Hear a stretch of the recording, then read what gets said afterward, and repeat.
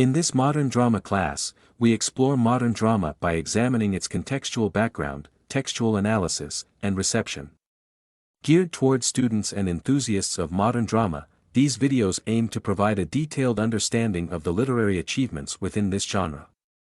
Due to the breadth of the subject matter, this series is divided into 3 episodes. In this first episode, we explore the historical, economic, and intellectual contexts that have significantly influenced the development of modern drama. These extrinsic elements offer insights into the societal forces and cultural movements that shaped the landscape within which modern dramatists operated.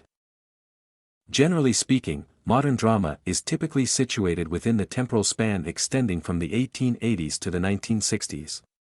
This delineation, though temporal in nature, suggests a discernible stylistic, aesthetic, and political coherence among dramatic works of this period. Ackerman and Puckner, 2006, highlight that modern drama is chiefly characterized by a continual oscillation between the concrete detail of realism and a poetics of abstraction, which constitutes one of its most salient features. Modern drama therefore ought to be approached as a multifaceted entity encompassing a diversity of voices, trends, and political ideologies. This ranges from the emergence of late 19th century realism to the post-war avant-garde movements exemplified by the theater of the absurd. This episode examines the contextual underpinnings of modern drama with the overarching objective of discerning the defining characteristics that render it distinctly modern. These contextual elements are structured into 2 principal sections. The first explores the social, economic, and political milieus that shape the landscape of modern drama, while the second section scrutinizes the philosophical and literary influences that informed its development. Throughout, the intention is to elucidate the extrinsic variables that exerted significant influence on the formation of modern dramatic texts and performances. By engaging with the historical, cultural, and intellectual contexts of the era, a comprehensive understanding of what constitutes the essence of modern drama can be attained. Central to the contextual framework of modern drama are the profound impacts of the Industrial Revolution, the 2 World Wars, and the era of economic depression. These transformative historical events not only reshaped the socio-economic landscape but also exerted a profound influence on the cultural and artistic expressions of the period. The Industrial Revolution stands as a transformative epoch in human history, fundamentally altering the fabric of societal existence to a degree unparalleled by any preceding event. This epochal transition heralded a profound metamorphosis from agrarian and artisanal modes of production to a landscape overwhelmingly dominated by industrialization and mechanization. The historian Eric Hobsbawm contends that the Industrial Revolution epitomizes a seminal juncture in the annals of human civilization, asserting its significance as a transformative force akin in magnitude to the Neolithic Revolution. This assertion underscores the profound and multifaceted impact of the Industrial Revolution, which permeated and reshaped virtually every facet of human existence, from economic structures and social relations to cultural paradigms and individual experiences. Following Eric Hobsbawm, the Industrial Revolution stimulated the first major transformation of lifestyle in thousands of years because of the emerging technological developments, new enterprises and their related business organizations, the restructuring of labor, and massive demographic shifts that created a modern urban society with its foundation not based on agricultural but rather on the industrial production, exchange, and consumption of a seemingly endless variety of consumer goods. Furthermore, the Industrial Revolution resulted in a phenomenal growth of national and personal wealth and, like the Neolithic Revolution, stimulated responses that fundamentally changed existing political, economic, and social institutions. However, the scope, scale, and impact of the Industrial Revolution far surpassed in its breadth, depth, and speed of change the more gradual diffusion of the Neolithic era. These sweeping transformations wrought by the Industrial Revolution have engendered a heightened awareness among authors of the novel challenges and adversities confronting modern humanity. Notably, the stark juxtaposition between the abject conditions endured by the impoverished working classes and the burgeoning affluence enjoyed by the middle classes has emerged as a focal point of literary inquiry. This socio-economic schism underscored the presence of glaring double standards within the fabric of society, wherein ostensible prosperity masked underlying systemic inequities and injustices. Many writers seized upon their literary works as a platform to illuminate the incongruities inherent in this ostensibly triumphant social order, revealing a plethora of latent issues, festering beneath its veneer of success. The emergence of the new realist novel and drama, exemplified by the literary contributions of writers such as Charles Dickens, George Eliot, and Henrik Ibsen, served as a potent medium for elucidating the alienating effects wrought by industrialization.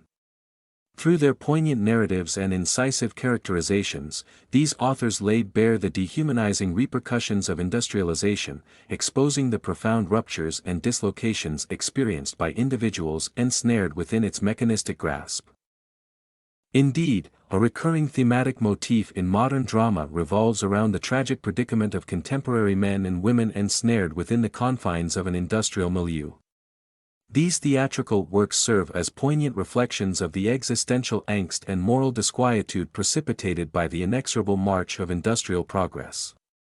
By foregrounding the human toll exacted by the relentless march of modernity, playwrights articulate a profound sense of pathos and empathy towards individuals grappling with the tumultuous vicissitudes of industrial existence. In essence, the literary oeuvre of writers such as Dickens, Eliot, and Ibsen stands as a testament to the enduring legacy of the Industrial Revolution, serving as a clarion call for societal introspection and reform in the face of mounting socio-economic disparities and moral malaise. The cataclysmic events of the two world wars precipitated profound and enduring transformations across the global landscape, leaving an indelible imprint on the trajectory of human history. Within the realm of literature and philosophy, writers and poets emerged as vanguards of cultural expression, articulating the seismic shifts and existential upheavals wrought by these epical conflicts. The reverberations of war resonate palpably throughout the literary oeuvre of writers such as Ernest Hemingway, Virginia Woolf, Joseph Conrad, and T.S. Eliot, emblematic figures within the broader artistic and literary movement of modernism. The literary response to the ravages of war transcended mere depiction of its visceral horrors on the battlefield, extending to encompass the far-reaching ramifications reverberating throughout the fabric of society. World War I, in particular, stands as a tragic crucible of human suffering and devastation, laying waste to entire continents and exacting an appalling toll of some 10 million soldiers and 7 million civilians. In the aftermath of this unprecedented cataclysm, writers embarked upon a collective endeavor to grapple with the existential aftershocks of post-war disillusionment, fragmentation, and the pervasive alienation of the human condition. Virginia Woolf, in her seminal novel Mrs. Dalloway, provides a poignant illustration of the profound psychological scars inflicted by the crucible of war, featuring a protagonist grappling with severe shell shock, now recognized as post-traumatic stress disorder. Through the prism of Woolf's narrative lens, readers are afforded a visceral glimpse into the inner turmoil and existential anguish experienced by individuals grappling with the traumatic legacy of war, encapsulating the broader zeitgeist of post-war disillusionment and existential malaise. Hence, the literary response to the cataclysmic upheavals of the world wars transcends mere historical documentation, serving as a testament to the enduring capacity of literature to illuminate the darkest recesses of the human experience. Through their poignant narratives and incisive characterizations, writers of the modernist era emerged as chroniclers of the human condition, bearing witness to the indelible scars etched upon the collective psyche of humanity by the crucible of war. T.S. Eliot's The Waste Land, considered to be one of the most significant poems of the 20th century, presents a haunting vision of post-war society, with the opening lines. April is the cruelest month, breeding lilacs out of the dead land, mixing memory and desire, stirring dull roots with spring rain. Winter kept us warm, covering earth in forgetful snow, feeding a little life with dried tubers. Aldous Huxley's dystopian novel Brave New World questions once accepted social and moral notions in presenting a nightmarish vision of the future. This artistic and literary modernism broke with traditional ways of writing, discarded romantic views of nature and focused on the interior world of characters. Playwrights strongly articulated the post-war mood of disillusionment and skepticism through plays and performances that portray the tragic condition of modern man and women, hence the emergence of the modern tragedy. Post-war plays focused on the themes of pessimism and meaninglessness of life, social and economic issues of the working class, dysfunctional family, patriarchal ideology. The Great Depression was the worst economic upswing in the history of the industrialized world, lasting from the stock market crash of 1929 to 1939. It began after the stock market crash of October 1929, which sent Wall Street into a panic and wiped out millions of investors, causing severe unemployment and acute deflation in almost every country of the world. Like the First World War, the Great Depression produced some of the greatest works in American and European literatures, portraying proletarian themes and a blunt and direct representation of life through social criticism. Dramatists of the Depression era centered their dramatic actions on these economic fluctuations, and most of the plays depicted its consequences, such as unemployment, low stock market, and bank closings. The protagonists of such drama represented three groups that were directly affected by the Depression, namely the capitalists, the city workers, and the farmers. Of the 10 plays that were awarded the Pulitzer Prize during the 1930s, 6 may be classified as commentary on these changing conditions: The Green Pastures, Of the I Sing, Both Your Houses, Men in White, Idiot's Delight, and You Can't Take It With You. Hence, the common thread of the drama of the Depression era is a focus on its social, psychological, moral, and the ethical attitudes. After this brief exploration of the historical context, now we highlight the intellectual developments that shaped modern drama and theater. Marxism. Karl Marx, a prominent 19th-century socialist philosopher and economist, remains a seminal figure in the annals of intellectual history. His masterpiece, The Communist Manifesto, co-authored with Friedrich Engels, stands as a cornerstone of Marxist philosophy and has exerted a profound influence on 20th-century literature.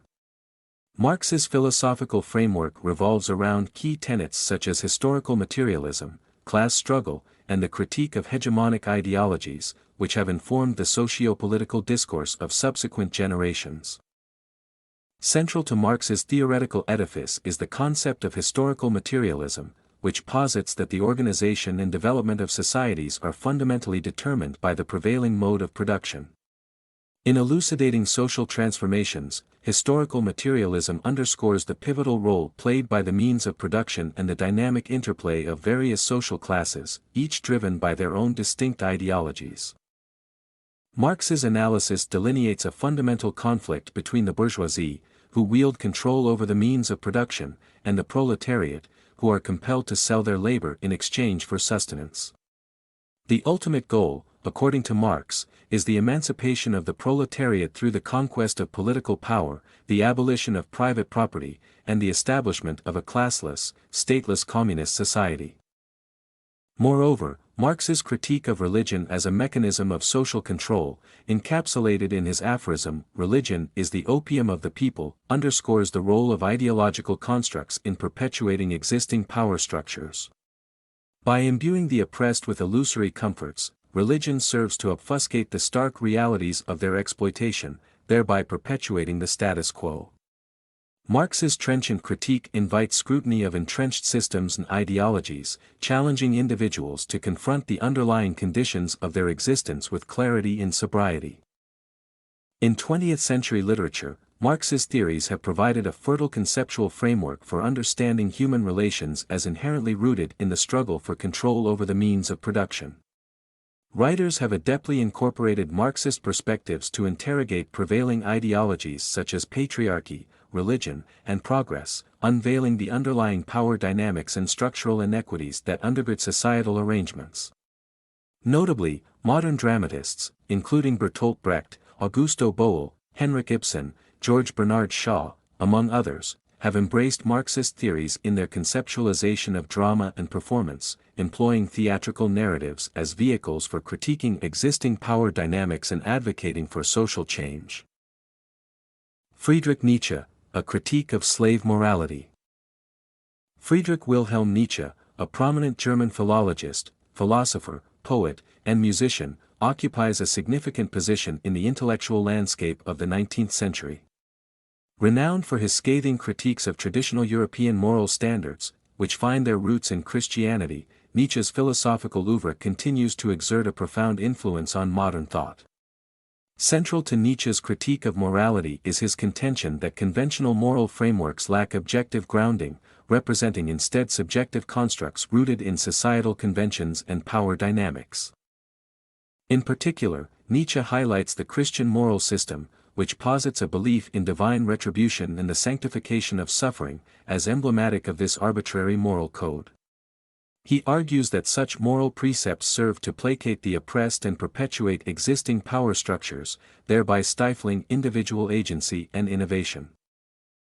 Moreover, Nietzsche identifies the emergence of a bad conscience within modern society, wherein individuals internalize societal norms and suppress their innate drive for power and self-assertion.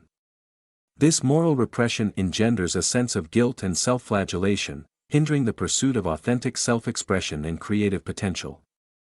Nietzsche's diagnosis of modern morality as an impediment to individual flourishing underscores his call for a radical re-evaluation of prevailing ethical paradigms. In response to the existential malaise precipitated by the erosion of conventional morality, Nietzsche proposes the concept of the Overman or Übermensch as a redemptive archetype. The Overman transcends the constraints of societal conventions and embraces the ethos of the will to power, forging his own values and meaning in a world devoid of inherent absolutes. Through the cultivation of individual autonomy and creative expression, Nietzsche contends that humanity can overcome nihilism and affirm the inherent dignity and potentiality of existence. Additionally, Nietzsche's conception of tragedy as embodied in classical Athenian drama serves as a poignant meditation on the human condition amidst existential uncertainty. Drawing on the dialectic between the Apollonian and Dionysian elements, Nietzsche elucidates how tragedy provides a cathartic medium for confronting the fundamental contradictions and ambiguities of life. The synthesis of these opposing forces within the tragic form affirms the richness and complexity of human experience, offering a profound affirmation of life amidst the abyss of meaninglessness. Hence, Nietzsche's philosophical insights continue to resonate in contemporary discourse, particularly in the aftermath of the two world wars, which tested society's moral foundations to their limits. His critique of conventional morality and advocacy for individual empowerment and creative self-expression remain salient themes in the ongoing quest for meaning and authenticity in the modern world. Charles Darwin. Charles Darwin's theory of evolution by natural selection falls into the category of ideas that had a major influence on modernism, making Darwin one of the most important thinkers of modern times. He helped to transform how people thought about the natural world and humans' place within it. The theory of evolution suggests that all living species are in perpetual transformation and undergo over time and generations both morphological and genetic modifications. This concept was presented by Charles Darwin in his work The Origin of Species, published on November 24, 1859. Since then, he has turned biology upside down by providing the key piece to explain the instability and variations of living things. According to the theory of the British naturalist, evolution can allow, over more or less long time scales, the appearance of new species as well as the disappearance of others, through various phenomena including natural selection. This expression designates the mechanism by which, within the same species, the individuals best adapted to their environment reproduce more than the others. This same theory, referred to by Darwin as descent with modification, also implies that all living species, including man, descend from and share one or more common ancestors. This view was a challenge mostly to a long-held belief in man's primacy in the universe as well as the means of creation of such a central being. Darwinian theory has a major effect on literature and art. Naturalistic writers, for instance, were influenced by the evolution theory, believing that one's heredity in social environment determine one's character and influence the actions of its subjects. Sigmund Freud, The Hidden World. Sigmund Freud, a prominent Austrian neurologist, lived from 1856 to 1919 and is renowned for his foundational contributions to the field of psychoanalysis, which emerged in 1896. Psychoanalysis, widely regarded as both a philosophical doctrine and therapeutic modality, posits the existence of an unconscious realm that governs human drives and behaviors. Central to Freud's conceptual framework is his theory of personality, which delineates three distinct but interrelated components: the ID, the ego, and the superego. The id, the earliest and most primitive component of the psyche, operates on instinctual impulses and desires from birth. Motivated by the pleasure principle, the ID seeks immediate gratification and operates entirely at the unconscious level. In contrast, the ego, which arises from the ID, mediates between instinctual drives and external reality, operating on the reality principle. Employing secondary process thinking, the ego seeks to navigate socially acceptable avenues for gratification while minimizing conflict and negative consequences. Finally, the superego, which emerges during the phallic stage of psychosexual development, embodies the internalization of societal norms and moral values. Acting as a moral compass, the superego dictates notions of right and wrong and engenders feelings of guilt or pride in response to adherence or deviation from its standards.